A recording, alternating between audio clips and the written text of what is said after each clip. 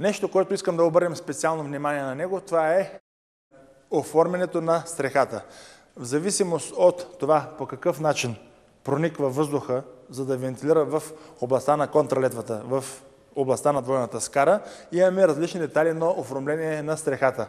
Първият детайл, който ви показвам, това е детайл, при който се използва комбиниран елемент за вентилиране. През него прониква въздух и съответно се движи нагоре към билото.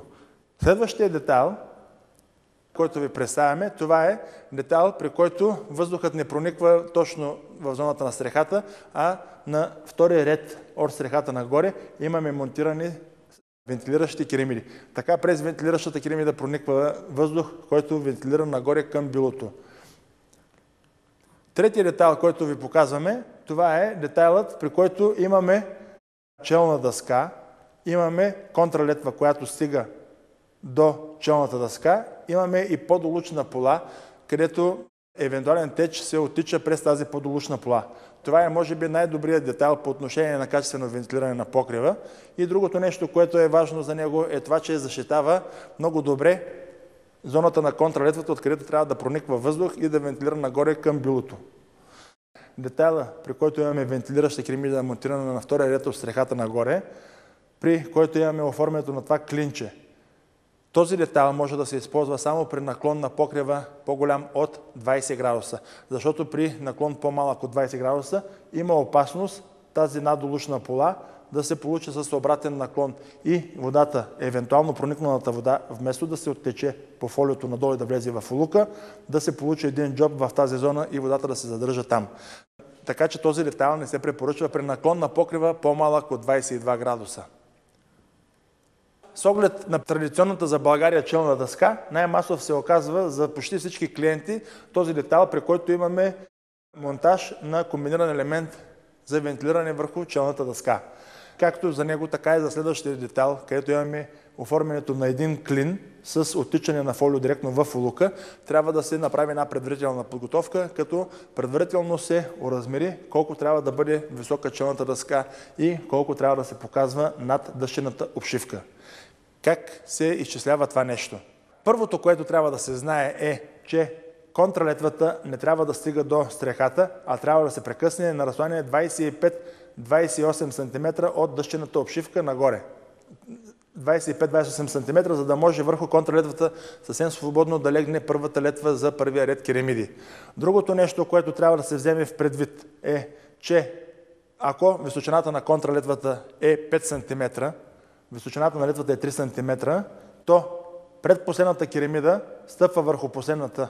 Но тук на стрехата, последната керемида няма върху каква керемида да стъпи, затова ние трябва да добавим още 2 см за дебелината на керемидата. Тоест, на стрехата, ако имаме контралетва 5 см и летва 3 см, на стрехата височината трябва да не бъде 5 см, колкото е контралетвата, плюс 3 см, колкото е летвата, плюс още 2 см, за да се получи наклонът на първата керемида, идентичен с наклонът на всички останали горни керемиди. Така че задигането тук на стрехата спрямо дъщената обшивка трябва да не бъде 10 см.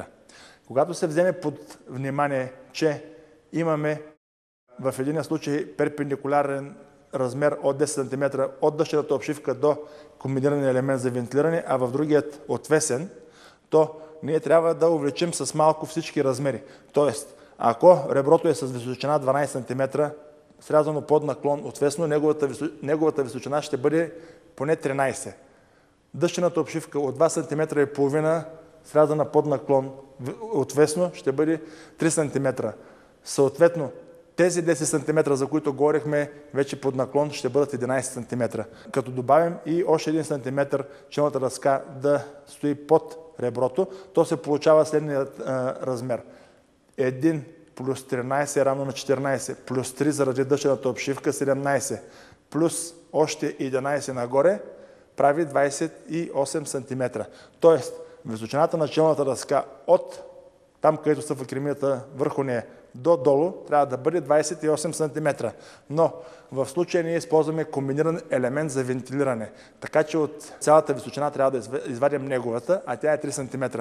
Тоест, 28 см минус височината на комбинирания елемент 3 см, получаваме, че челната дъска трябва да ни бъде висока 25 см.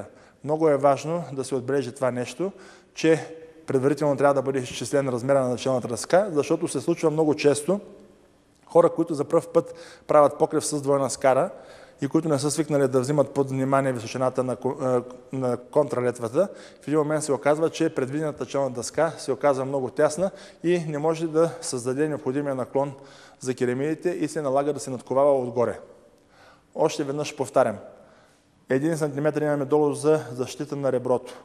13 см невисоко реброто по сряза, 3 см челната дъска, станаха 17, плюс 11 см невисоко над дъщената обшивка, става 28 см.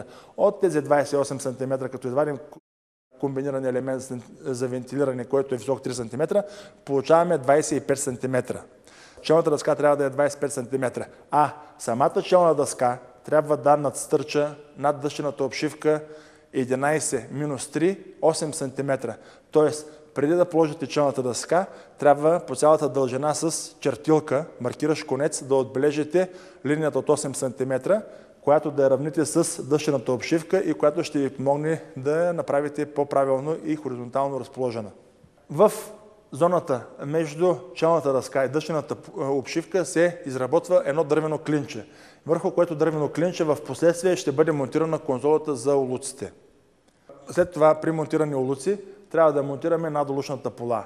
Върху надолушната пола, върху челната дъска, слагаме една двойно залепваща лента.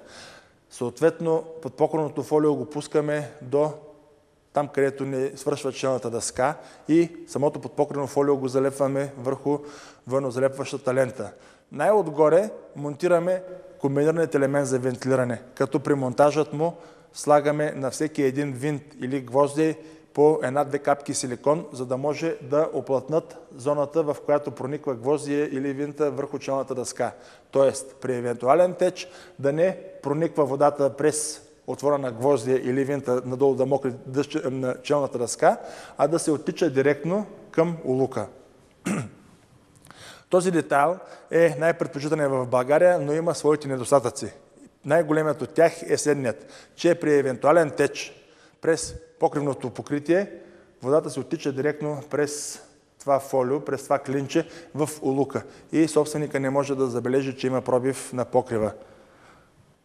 За разлика от него обаче, детайла, при който контралетвата стига до челната дъска и където оттичането става през една надолушна пола, която в случая се нарича подолучна, при евентуален теч през покрива, собственика винаги може да забележи, че през подолушната пола се оттича вода и да разбере, че има проблем с покрива. Съответно, колкото по-бързо разбере, че има проблем с покрива, толкова по-добре е за него, защото ще може да извика майстори, които своевременно да отстранят този проблем.